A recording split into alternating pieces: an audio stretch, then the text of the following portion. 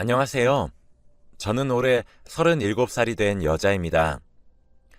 저는 결혼을 한번 했었는데 정말 못된 놈이랑 결혼을 해서 지금은 이혼을 하고 혼자서 행복하게 살고 있는 중이랍니다. 저는 남들보다 부유하게 살고 있는 편이에요. 건물도 몇 채 가지고 있고 서울에 집도 조금 있거든요. 저도 처음부터 이런 건 아니고 인생은 한 방이라더니 결국 이렇게 됐죠. 저는 10년 전 27살에 남자를 만나서 결혼을 하게 되었어요.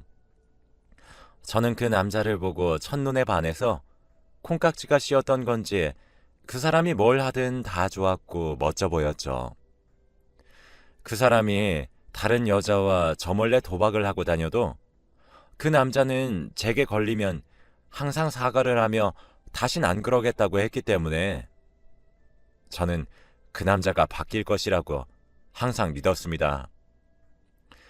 역시 사람은 쉽게 바뀌지 않는다고 하더니 그 사람은 그 후에도 계속 다른 여자를 만나고 다니면서 도박도 하다 보니 돈도 왕창 날리고 그렇게 살았어요. 그런데 저는 그 사람을 제가 고쳐주고 싶다는 생각이 들었고 그 사람이 너무 좋았기 때문에 바보같이 제가 먼저 결혼을 하자고 해버렸습니다. 그 남자는 당연히 좋다고 하면서 저희는 그렇게 결혼을 하게 되었죠.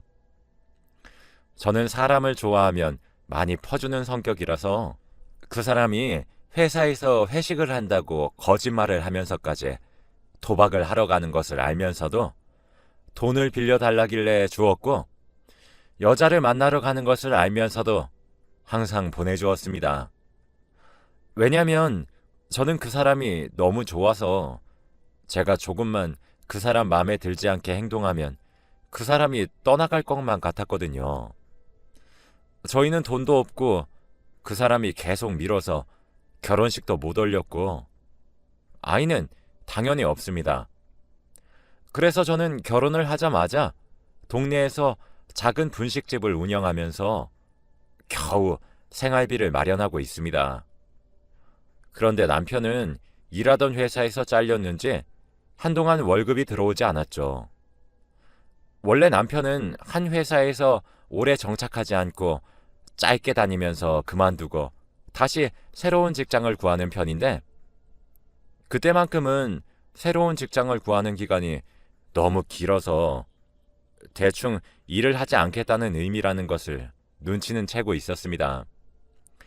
그런데 도박과 유흥에 빠져서 살다 보니 돈이 부족했는지 제가 하루 종일 떡볶이를 팔아서 번 돈들을 저 몰래 은근슬쩍 가져가는 겁니다.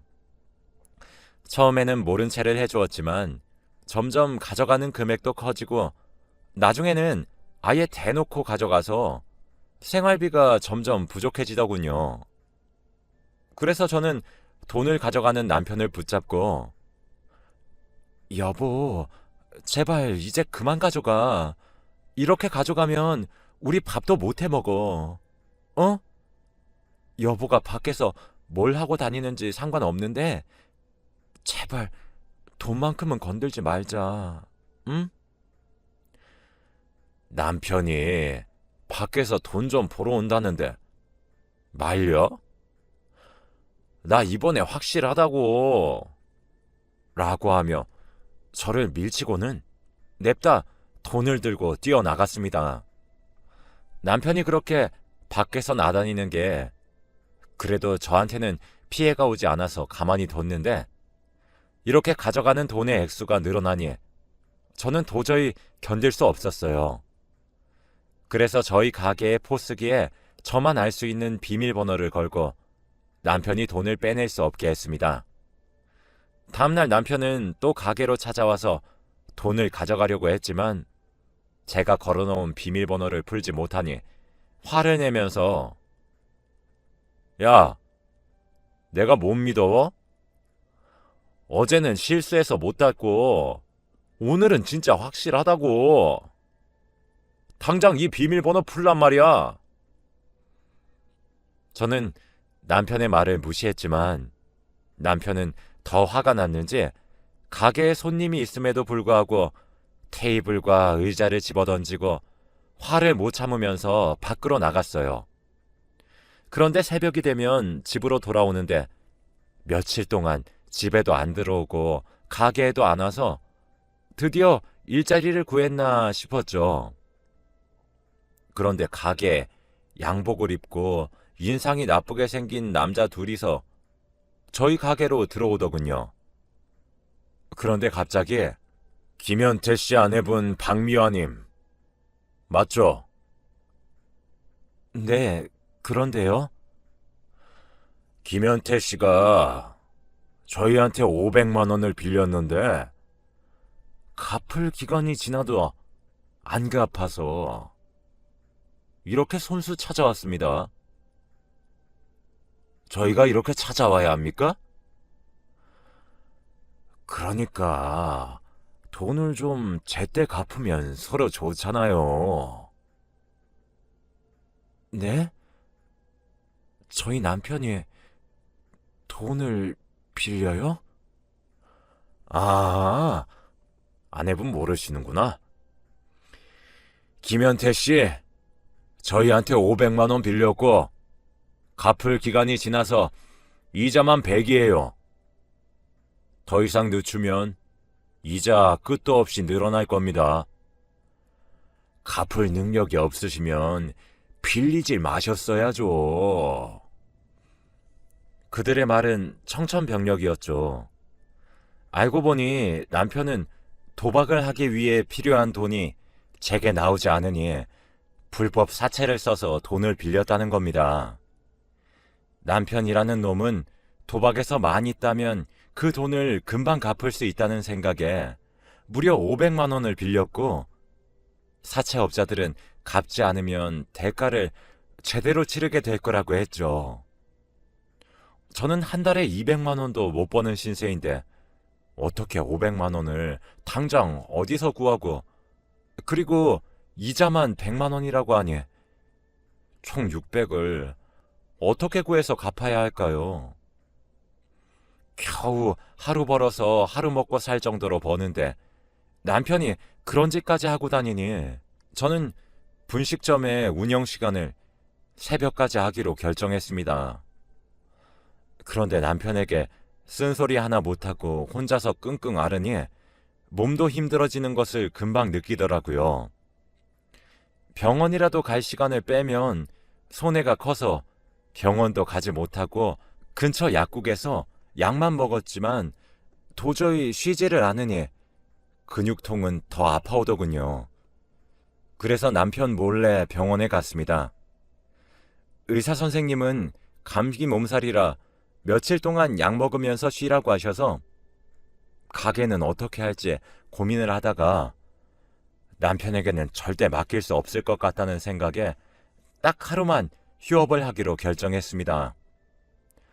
가게를 열고 단 한 번도 쉰 적이 없는데 그래도 제 몸이 건강해야 앞으로 더 많은 일을 할 수 있다는 생각에 생애 처음 휴업을 결정했죠. 그렇게 약을 처방받고 집으로 돌아와 밥을 먹고 나서 약을 먹으니 약 때문인지 잠이 솔솔 오더군요. 그래서 따뜻한 방바닥에 이불을 깔고 누워있다 보니 저도 모르게 잠에 들었습니다. 그런데 잠에 너무 깊게 들었는지 그날 꿈에서 죽은 아버지가 나왔습니다. 아버지가 죽고 나서 단 한 번도 제 꿈에 나오신 적이 없는데 그렇게 뵈니 너무 반가워서 오래 같이 있고 싶었지만 아버지는 미화야, 아빠가 급해서 얼른 가야 하거든. 그래서 시간이 많이 없어. 우리 미화 고생 너무 많이 했잖아. 이제 그런 거 싹 다 잊고 평생 행복하게 살아. 라고 하시면서 숫자 6개를 알려주시더군요. 그렇게 아버지가 사라지시고 저는 바로 꿈에서 깨어났고 그 숫자의 의미를 생각해보니 이건 무조건 로또 번호라는 답밖에 없었습니다. 그래서 잊어버리기 전에 당장 메모를 해놓고 저는 바로 집 근처에 있는 아무 편의점으로 달려갔는데 달려가는 순간에는 신기하게도 감기 몸살 기운이 전혀 없었고 오히려 몸이 너무 가벼웠어요. 그렇게 편의점에 도착해서 바로 아버지가 알려주신 번호를 기입하기 시작했습니다. 평소에는 로또에 당첨이 되어서 갑자기 부자가 되는 상상을 많이 하지만 로또는 당첨될 확률도 매우 희박할 뿐 아니라 뽑힐지도 모르는데 로또 용지를 매번 사는 것도 너무 아까워서 절대 로또를 하지는 않습니다. 그런데 만약에 사지 않았는데 아버지가 알려주신 번호가 진짜 당첨이 된다면 너무 억울할 것 같아서 속는 셈 치고 없는 돈을 끌어모아 샀답니다. 저는 똑같은 번호로 3장의 로또 복권을 사고 집으로 돌아왔죠. 그날 저녁이 토요일이라서 저는 로또 방송을 기다리고 있는 내내 정말 심장이 터질 정도로 크게 뛰었습니다. 단 한 번도 상상을 해본 적이 없는데 꿈자리도 너무 좋았고 아버지가 직접 알려주신 번호라서 저는 기대하면 안 된다고 생각했지만 그래도 사람이라는 게 내심 기대를 하게 되더라고요. 저는 TV 앞에 앉아서 기다리니 로또 복권 방송을 시작했고 저는 떨리는 손으로 번호를 맞춰보니 세상에나 정말로 제가 로또 1등에 당첨이 되어버렸습니다. 저는 손이 정말 떨렸고 제가 지금 꿈이라도 꾸는 건 아닐까 싶어 볼도 꼬집어 보았지만 아팠어요. 저는 1등의 로또 용지를 무려 3장이나 샀기 때문에 로또 1등에 3번 당첨된 거죠. 1등의 상금은 무려 20억이었어요. 그 돈이면 저는 평생 놀면서 살아도 남는 돈이었습니다. 저는 그날 눈물을 펑펑 쏟아내면서 이제 고생은 끝이라는 생각을 하며 당장 남편에게 전화를 걸었어요. 여보, 얼른 집에 와봐. 나 로또 당첨됐어. 남편은 놀라서 얼른 달려오려고 하였고 사실 저는 남편의 반응을 보기 위해 한 장만 당첨이 되었다고 말하려고 했죠. 남편은 금방 집으로 돌아왔고 로또가 당첨이 되었다고 용지를 남편에게 들이내미니 남편은 미화야, 그래서 1등 당첨 금액이 얼마라고? 20억이야, 20억. 우리 이제 빚 다 갚고 평생 놀면서 살 수 있어. 20억이라고? 남편은 액수를 듣고 갑자기 눈빛이 변하더니 그 용지를 들고 달아나는 겁니다. 맨발로 당장 집을 뛰쳐나갔고 저는 잡을 틈도 없이 남편은 사라졌죠. 남편은 로또 당첨에 눈이 멀어서 결국 저를 버리고 20억을 선택했답니다. 다행히도 저는 한 장이 더 남아있었기에 남편을 더 쫓아가지 않으려고 했고 그 상황 덕분에 저는 남편을 앞으로 절대 보지 않고 살겠다고 다짐을 했습니다. 저는 남편이 떠난 후 바로 남편과 이혼을 하기로 결심했고 남편에게 우리 이제 이혼하자. 그러니까 집으로 와서 이혼 도장 찍고 가.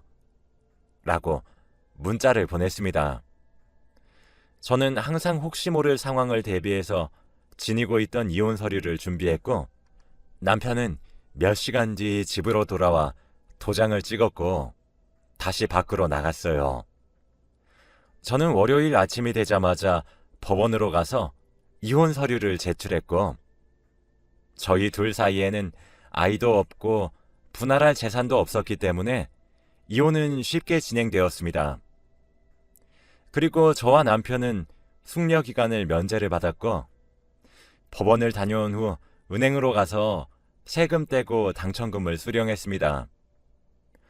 저는 생애 처음 받아보는 큰 돈에 감당이 되지 않았고 이 돈을 도대체 어떻게 써야 할지 고민이 되었죠. 저는 원래 큰 돈을 만지고 살았던 사람이 아니라서 이렇게 많은 돈이 들어오니 너무 당황스러웠습니다.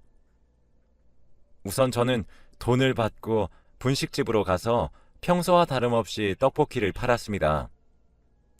새벽에 퇴근을 하고 집으로 돌아와 곰곰이 생각을 해보니 저는 일도 계속하고 싶었지만 새벽까지 일을 하다 보면 분식집을 오랫동안 운영하지 못할 것 같아서 다시 분식집 운영 시간을 원래대로 되돌렸고, 저는 돈에 욕심도 잘 없고 크게 투자를 해서 돈을 불리려는 생각도 없었기 때문에 서울의 작은 빌딩을 매매하니까 돈이 조금 사라지더군요.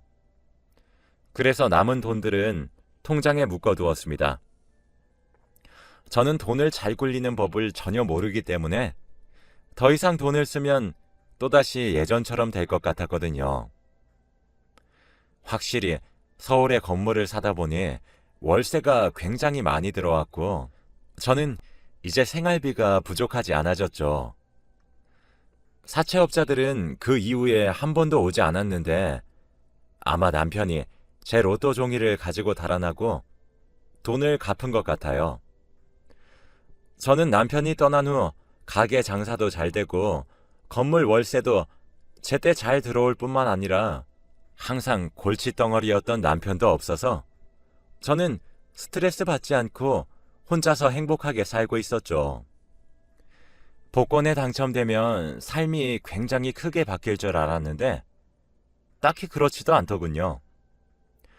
그냥 일상에서 조그마한 변화가 생기는 정도였죠. 저는 그렇게 돈을 모으다가 분식집 근처 오피스텔로 이사를 했고, 이사를 하는 과정에서 남편의 물건들을 싹 다 정리했습니다. 남편이 어디서 뭘 하고 사는진 모르겠지만 아마도 여자를 만나서 술을 마시거나 돈을 흥청망청 쓰고 있겠죠. 아마 남편은 큰 돈이 갑자기 생겨서 도박은 하지 않을 거라고 생각했습니다. 그런데 어느 날이었습니다. 그날도 여느 날과 다름없이 가게에서 떡볶이를 팔고 있는데 저 멀리서 전 남편과 비슷한 사람이 서 있더군요. 근데 그 사람은 옷도 너무 해져 있고 거의 노숙자와 다름없는 몰골이었습니다. 에이, 그 사람이 절대 저런 옷을 입고 있을 리가 없지. 내가 잘못 본 거야. 라고 생각하며 무시했는데 점점 저희 가게 앞으로 다가오는 겁니다. 그러더니 미화야 라며 제 이름을 불렀죠. 알고 보니 그 사람은 제 로또 종이를 가지고 달아난 전 남편이 맞았습니다. 김현태? 도대체 왜 이런 꼴로 잘 먹고 잘 사는 거 아니었어? 사실 그동안 무슨 일이 있었냐면 남편의 말은 이랬죠. 제 로또 용지를 가지고 바로 은행으로 갔는데 그날은 토요일이라 은행 문이 열지 않았다고 해요. 그때 마침 제가 이혼을 하자고 연락을 해서 기분 좋게 집으로 돌아와서 이혼 도장을 찍고 나가서 도박장으로 가서 도박을 했는데 돈이 부족해서 사채업자들한테 월요일에 돈을 다 줄 수 있다고 말을 하고 돈을 많이 빌렸고 월요일에 당첨금을 수령하고 돈을 갚으니 갑자기 이렇게 큰 돈을 한 번에 갚는 남편이 수상했는지 사채업자들은 이렇게 큰 돈이 어디서 났냐고 물었죠. 남편은 일을 해서 직접 벌었다고 했지만 사채업자들은 남편을 잘 알기에 절대 믿지 않았고 결국 남편 몰래 미행을 하면서 사람을 시켜 뒤를 조사해보니 로또가 당첨된 사실을 알게 되었고 남편에게 찾아가 돈을 뺏으려고 했다더군요. 처음에는 도박으로 돈을 다 날렸다고 했는데도 사채업자들은 믿지 않고 폭력까지 쓰면서 남편의 당첨 금액을 거의 다 빼앗아갔다고 합니다. 경찰에 신고를 하려고 해도 사채업자들이 항상 자기를 뒤쫓아다니고 있어서 신고도 못하는 상황이고 돈도 한 푼도 안 남아 있어서 지금은 지하철 바닥에서 살고 있다고 했습니다. 남편의 몸은 정말 성한 곳이 없었어요. 저는 한편으로는 그 사람이 너무 가엾기도 했지만 어찌 보면 남편도 제 로또를 훔친 거나 다름이 없기 때문에 사채업자들이랑 똑같다고 생각했죠. 그런데 미화야, 너 어디서 살고 있어? 우리 저번에 살던 집으로 가니까 아무도 없던데. 나 저기 오피스텔로 이사했어. 뭐? 이사? 도대체 돈이 어디서 나서 열심히 일해서 번 거야? 아니, 그 큰 돈을 내가 어떻게 벌어? 사실 그때 로또 1등 용지 3개 가지고 있었어. 현태 씨, 나 당신 시험해 보려고 그렇게 한 거였지. 그런데 용지를 들고 달아날 줄은 꿈에도 몰랐지. 그래도 고마워. 내가 10년간 현태 씨한테 씌인 콩깍지 그때 일로 벗게 해줘서. 미화야, 제발. 내가 염치 없는 건 알지만 그래도 우리 같이 다시 예전처럼 행복하게 지내면 안 될까? 행복? 현태 씨, 난 단 한순간도 행복한 적이 없었어. 매일 일하고 번 돈들 다 현태 씨가 도박한다고 가져갔잖아. 처음에는 봐줬지만 점점 생활비도 바닥났고 밖에서는 다른 여자들이랑 술 먹고 오고. 난 정말 현태 씨 만나고 싶지 않아. 제발 내가 어떻게 하면 나랑 다시 재결합해 줄래?